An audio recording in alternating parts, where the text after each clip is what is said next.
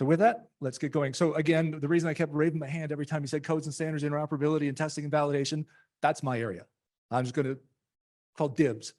Anything that says codes and standards, that's what my group. And so what I want to do is start off by recognizing, in fact, let's just go through the opening stuff on the initiatives and picking priorities. So if I could ask the people we talked to at dinner last night of Dave and John and others, and you guys can just stand up and raise your hand. So I told a couple of a bunch of people, John Hallowell, just don't stay standing up. This is about the industry input. Over here, over there, over there. So there's a new cloud forming for how do we know what we think we need to do for FY25.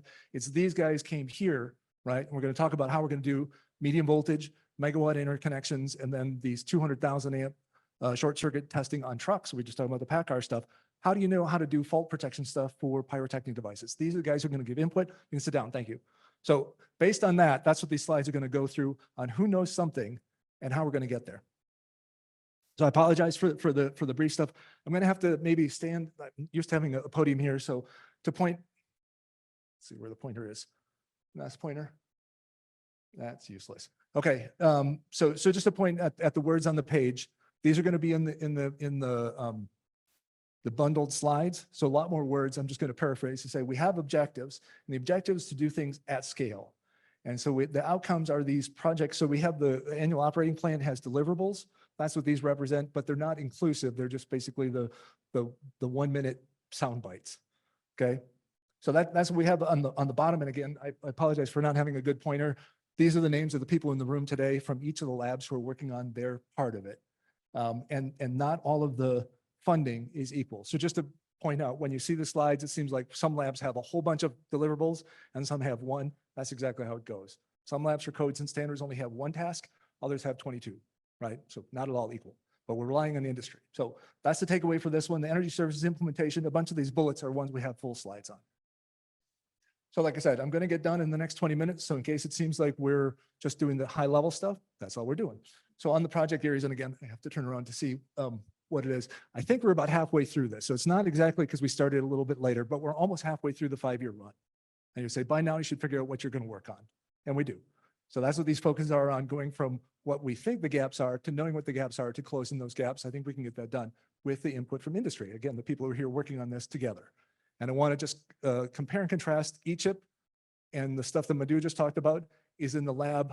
I'm actually going outside the fence. I'm working with industry to say, you got products, you may or may not be able to share what it's doing, but that's the demos and the slides you're going to see is stuff that is actually working today, not soon, today. So, Dave over there basically said, talk to his guys this morning, said medium voltage converters are running today. So again, not 6 months from today. But now the question is what gaps are left and how do we get it into vehicles? How do we get it into deployments and how do we get the HJ to sign off on it? So I have some stuff from Raymond's slides on the energy services change. At the last deep dive, we went really deep into it. This time we can't. Only got 30 minutes total, including questions. So just going down, we have the EVs at scale. And again, just focusing on how do we serve more vehicles in more locations from 30 amps to 3,000 amps, right? Just that whole spoke of what Andrew said with his ski slope, right? We're going down the bunny hills, but we're aiming for the double black diamond on the 3,000 amp charging. And then of course, multiple locations that have multiple megawatt feeds. So, and again, I'm just going to recognize Dave over there on Amazon, right? They don't have one site, they got hundreds of sites. And some of these have trucks that have to run 24/7. So the turnaround time has to be that fast and they have to run at least 1,000 amps, probably 3,000 amps, usually for an hour, right? And that's not a peak, that's a steady state, right? So you don't say, oh, I'm running a 300 amp peak. It's like 3,000 amps for the full half hour, right? So those are big challenges. So that's the scope. We got microgrids, we got power delivery, DC as a service, communication protocols. And again, more standards than I can list, but most of you are on the standards committees and kind of know where this comes from. So going on the shorthand, NREL's working on 4 codes and standards, not for research, codes and standards. So I just want to make sure you understand that there's differences. Working the J3400, which kind of has swallowed everything. 2030.13, getting that restarted on the DC as a service distribution and then on the coupler testing. Oak Ridge mainly focused on wireless power transfer and the stuff that Madhu just talked about a few minutes ago. INL mainly working on wireless power transfer in 2013 on the grid side of things, and then PNL working on document generation on heavy duty charging and again 2030.13.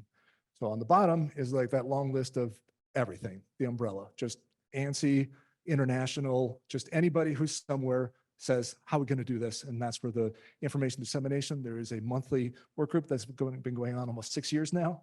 So that's a lot of materials that we keep covering. And again, lots of inputs on what are your actual questions and how we're going to get there. So like I said, all these slides will be on the folder in case you say, I didn't see what that is. And again, we're just doing bites. This is the most important slide of the deck. So again, if I only had 4 slides, this would be the slide. So just going from the top on, and again, this is the speed round on what we did and what's going on today. The previous one, we're talking about publishing the EBSP roadmap on where the gaps are. That was published last June. Turns out there's already a whole bunch of things that don't exist. So last June, J3400 didn't exist. So it's like, it's brand new, yet it's out of date. And so we're working with ANSI to have quarterly update maintenance meetings with industry to say, okay, let's fix these holes. And again, just all the people who work for Lee have been pitching in to do that. So a bunch of you probably worked on it. Anyway, that's done. And I don't need to do a slide on it. 23rd out of 13, that's what a bunch of people here today, last night, other days to say, okay, it's published. How do we make this real? How do we use this functional specification to actually build stations that have multiple megawatts for microgrids, load dump, just all these different things? How do you do protection devices? And again, if you saw what the inductance and the LDIDT on some of these cables, you're like, that is going to be a big question because you're trying to basically shunt and protect 100,000 amp fault in less than 10 milliseconds. And that DIDT is huge such that the voltage developed across the protection device might be 10,000 volts. You're like, that's a pretty big arc. Where's it going? So anyway, that's where 23 out of 13 says, how can we elegantly do this? And then how do we, anyway, in case you're wondering why it keeps coming up, that's basically where all the megawatt and distribution stuff and EV's Energy Services Exchange can be anchored in that standard. Again, this is all about documents and places where it fits. I got that one. So on J3400, and again, I don't have to tell everybody that, and there's slides for the important ones, but just the number of companies who have tipped in that direction is big. We just started the connector adapter safety stuff, which I lead, and getting that out by June. So again, getting these things done in less than a year is actually pretty aggressive. And so anybody's on this committee know that there are hundreds, literally hundreds of people show up at these meetings, and other standards, there might be 4, right? Or 1, right? And that's not really a meeting, that's just a work session. So it's way different on some of these things. The AR 7357 on aircraft charging, 80,005-4 on marine mining. And again, the mining stuff is running at 40 megawatt. 40 megawatt. And these are just, I use the Apollo 11 gantry. It's this monstrous arm that swings over and smashes into the side of a truck, delivers 40 megawatt, swings away in the truck, autonomously drives away 24/7, right? Because a lot of these trucks don't have operators, they have monitors, right? And that truck is running $1 million an hour of productivity. So 2 minutes of delay on taking the cord out and plugging it in and unplugging, putting it onto the side, that's got to go. So the charge on challenge is where that XMCS is going, RMCS is all going very well. 3271 version 1 was released. The RP is going to be released later this year. And then we have weekly meetings on the 40 megawatt charging stuff. So again, lots of stuff is going on with physical hardware being used to develop the processes. And international. Energy Services Exchange, we'll have a slide on that, on OpenADR. Weights and measures, got a slide on that. Basically, again, these things are in a little bit more depth. And then the other on reliability, safety, recycling. So yesterday we had the 2997 and other things, but what are the practical implications of collecting data on batteries while in use, such that end of life can increase the value? So basically this ledger is a blockchain thing. It's not working out so good. So there's a bunch of other alternatives. So like I said, 2990 on first responder, there's just a ton of things we can't cover, but they're all part of this umbrella and what we fund. So I got a slide on Mike Doba's stuff on 1634 and then the wireless power transfer stuff. Again, just you can read what it is. So on timeline, this basically just represents that there's global harmonization to say everybody on the planet is working together. So it's not a siloed group, everybody. So that timeline, you know, is pretty representative of, by the end of this year, I think we can have a recommended practice based on physical systems that are running at 3,000 amps. And that's important to say, if I recommend it, I must have done it. If I'm looking for inductance and other things, I must have a real number I can put into that standard, not based on a guess or a model, but in physical measurements. And again, like with the Energy Services Exchange, on a real data set, not a hypothetical data set, not monopoly money, real data in real time. So that's what this one kind of, you know, focuses on the megawatt charging, but it's an example of how things are all working together, again, based on some of the testing that NREL has done, Argonne has done, and others that are feed into the standards. So again, I apologize for the brisk rate, but that's the only way we're going to get through, you know, a year's worth of progress in 20 minutes.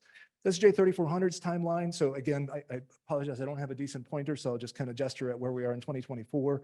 You can see the 3400 group started last summer, and already by the end of the year, the first draft was out. Yesterday, the second draft was dropped on the RP open for comment, and that's supposed to be done by the end of March and published by June, right?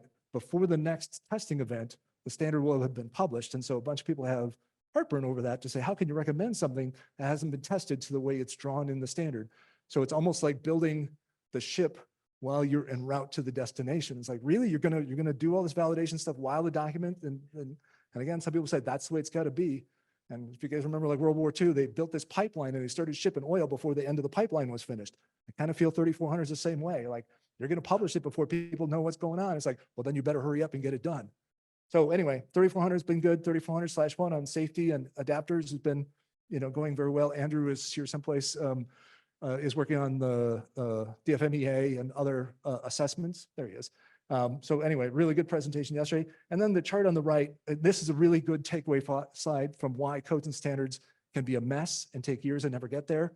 And other times when you get hundreds of people working on it each month, it actually goes pretty fast. And so these are the companies that went from last fall, there must have been maybe 10 companies that signed on, to now there are 28 vehicle OEMs, 78 entities overall that say, we're building stuff. So there must be at least 20 EVSE companies who say, we're releasing J3400 products this year.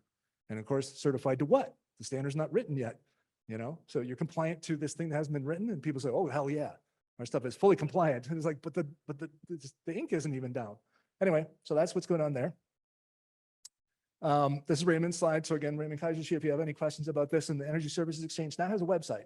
So ESX.energy has the content. And again, this is the DOE funded project from Office of Electricity and other different sources. This is phase 2. So last year we covered phase 1 on getting the energy, the management resources identified, to this year, including the integration of the standards. And you can just see on the third bullet, the key features are real-time management, standardized information, you know, content and flow, because again, you can't sell something that you can't verify that it comes from a trustworthy source.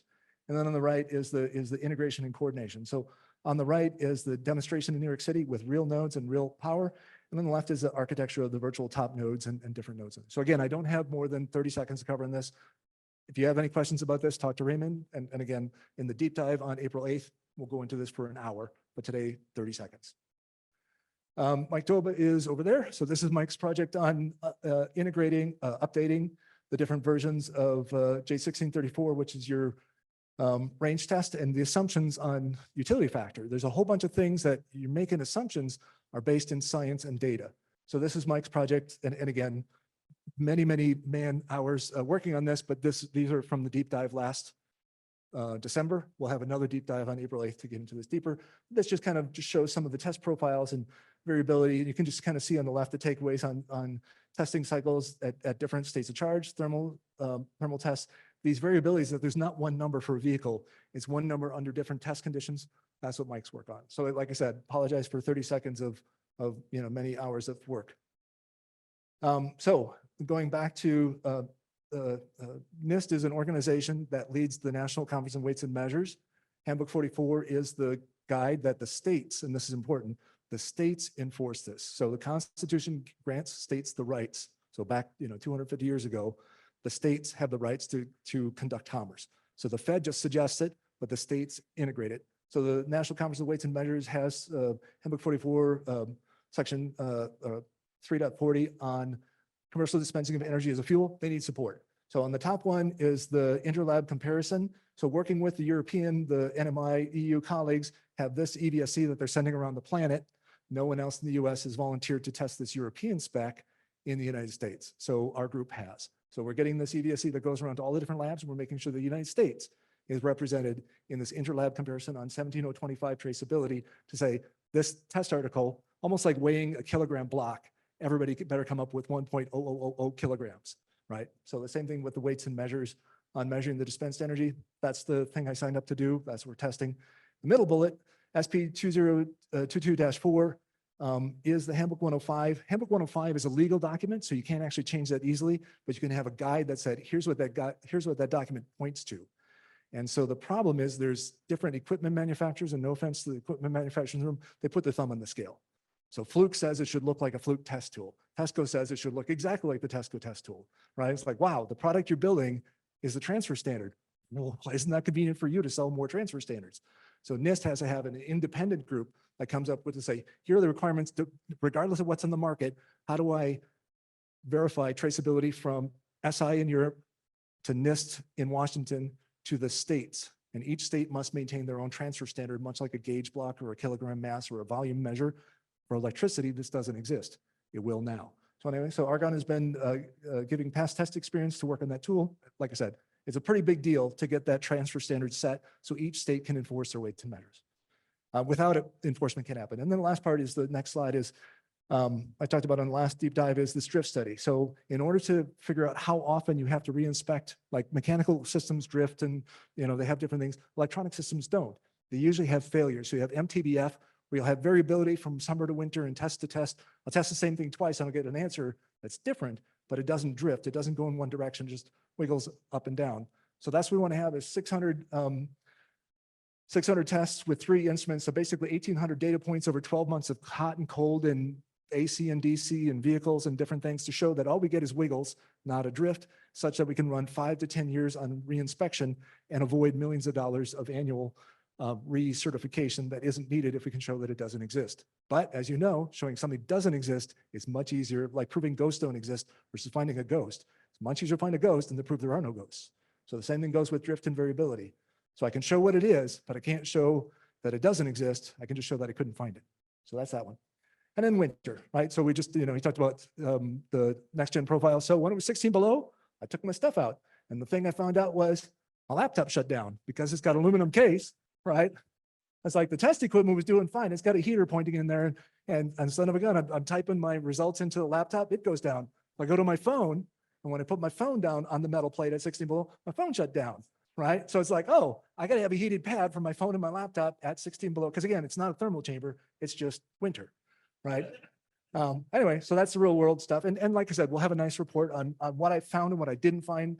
And then the high reliability of having 5 meters having concurrence and where the variability comes. So anyway, it's a good study.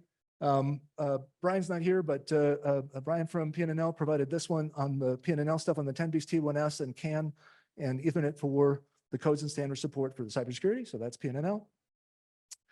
So this is a really important one on what Madhu said doesn't exist. And again, Dave and John and all the different people working together on stuff that does exist. So last year we ran 3,000. Again, I can't point to it, so I'll just point to this one.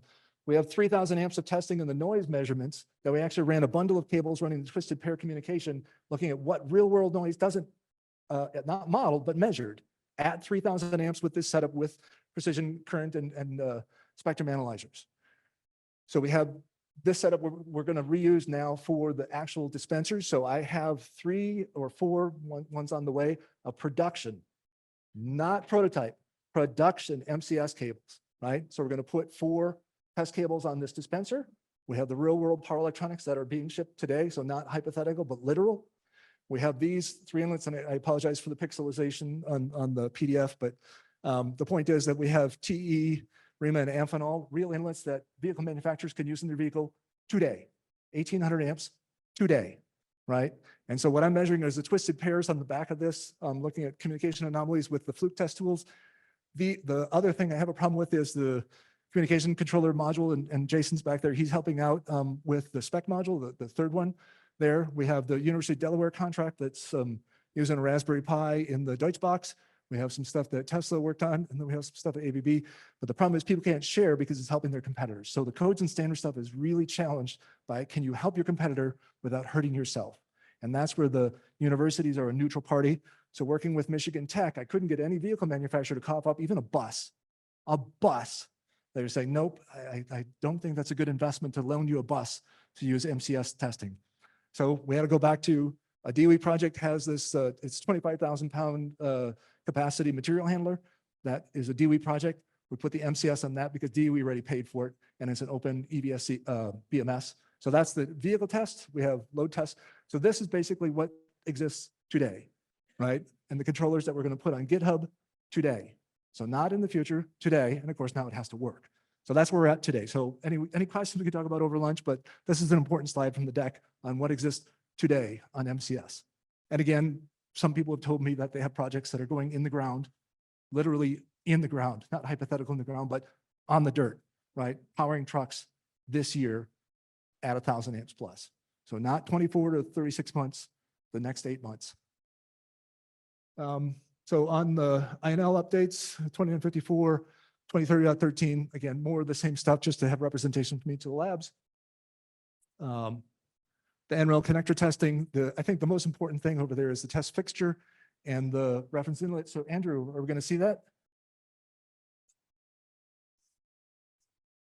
Okay, so on the lab tour, you might see this stuff in action. The reference inlet is important for MCS. So that's the report that has been done. And then on the NACS is a similar thing that Amphenol or someone has volunteered in that 3400 group to actually build it. But it's important. There's a lot of people who say, I am not going to sign off on a document that hasn't been demonstrated. You say that thing can run at 1,000 amps. Show me 1,000 amps. Show me you can even run above 200 steady state without external cooling.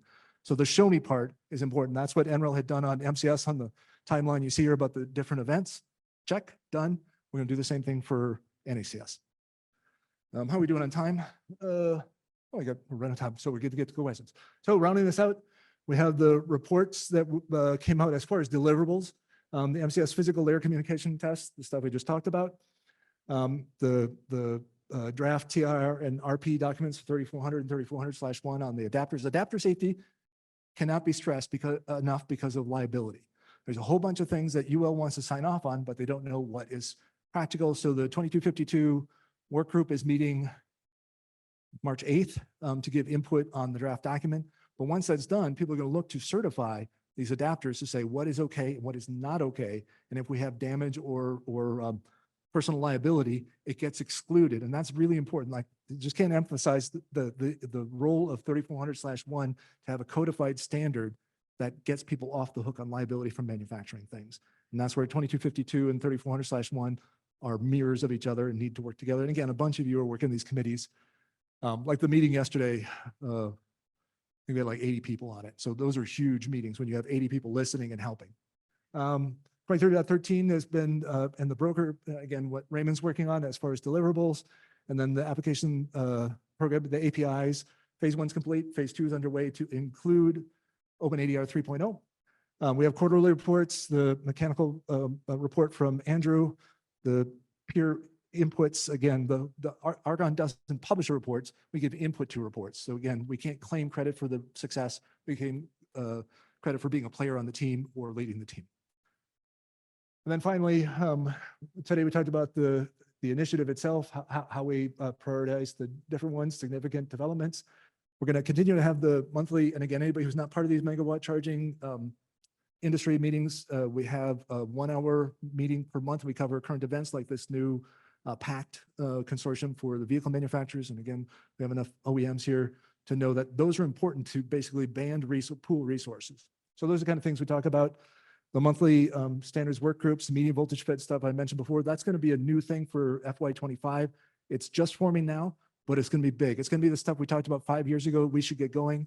5 years is up. Let's make it a standard. The testable is coming up on June 11th through the 14th. We're going to be leaning out, and then the codes and standards deep dive on the 8th. So again, sorry to do this in 25 minutes, but that's where we're at.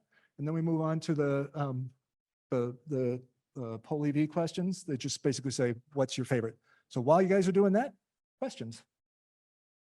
We're right on time. And or statements. You can make a statement in the form of a question. I allow that. Is it true that this is really good? Yes, it is true. What are the 10 most impactful charging related standards?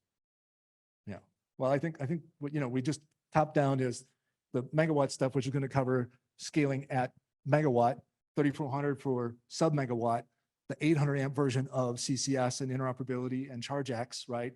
Like ChargeX group 2 on diagnostic codes is going to feed 2847/4, which has never been filled, right? So the thing that the ChargeX group is doing is now going to be content that didn't exist. So those are important. So, I'm sorry, you're supposed to have poll EV open. Oh, This, It resets. Hmm. It's okay, Ted. I'm not going to kick you off. oh, like I said, we're ready. I've got 3 more minutes for questions and to kind of discuss this survey of what do you think ranks the highest? What's the biggest hold? So I guess, do you want to, Yeah. Rome? I was just going to make sure everyone's good. Okay. Oh. That I don't know. That would be a Caitlin question. So Oh, who's now it's opening the beginning? poll? Yeah. Okay, now it's there. So Andrew's going to roam the microphone. I'm just going to stay up here. And then again, we're about to hit lunch, but we're going to do a working lunch. So I think we're going to be able to talk for a few minutes before. So Michael, how long till you start talking? We have like 15 minutes of. I get that. Okay. The point is, any questions we can do between now and Michael starts. Ted, thanks very much. I think a lot of us would agree that standards are very important. Where do you see the role for informal specifications, those types of things that can kind of develop really quickly, get out, but aren't formal standards or That's how the Turin white paper started 6 years ago, right? Was they said industry is going to move quickly to get something out in the first 6 months, but it pretty much took 5 years before people agreed on what the final Turin white paper was for MCS. Then they handed the baton off. So Tesla kind of did the same thing with their published TS something spec, and then they retracted it after 3400 was published. So, and the same thing goes with the 2252.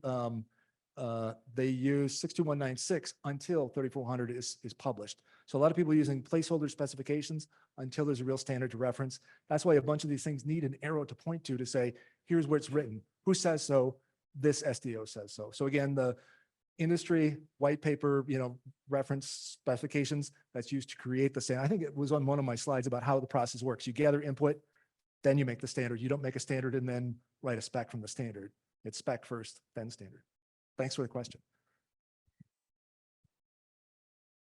Other questions? Again, I apologize again. This is the snack version. We'll have the full buffet on April 8th. Hi, my question is about the standards that are being developed in other parts of the world and how you are managing. See these eyes? See this gray? This is 3 a.m. meetings that I get done at 7 a.m. when my kids go off to school. My day starts after the European day ends.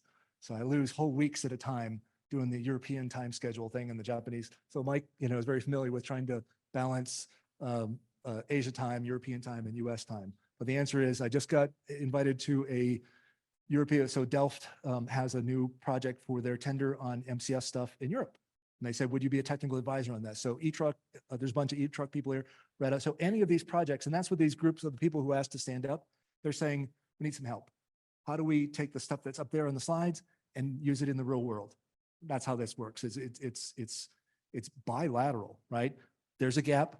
We bring the question to the standards goes back and fills the gap. And that's what that EDSP roadmap is a whole list of it, except for by the time you published it, it's already out of date because new stuff weeds keep popping up. But the global stuff has been a lot. So there's a what's called TTC, Trade and Technology Council, is a US-EU bilateral agreement to work together on harmonizing standards. Work group 1 is about MCS. Work group 2 is about VGI. So those are the kind of examples of how we're working together globally. Last call. Oh, go ahead. Yes. Last call for questions before we go pick up our food. We're right on time. So I really appreciate everyone keeping up keeping up with the slide change. Go ahead, John. Thanks, Ted. Just tying together both you and Madhu's reports in general, I think all of this implodes without a focus on data privacy. Yep. And in order for all of this to be realized, there needs to be a national campaign to encourage data privacy and adoption.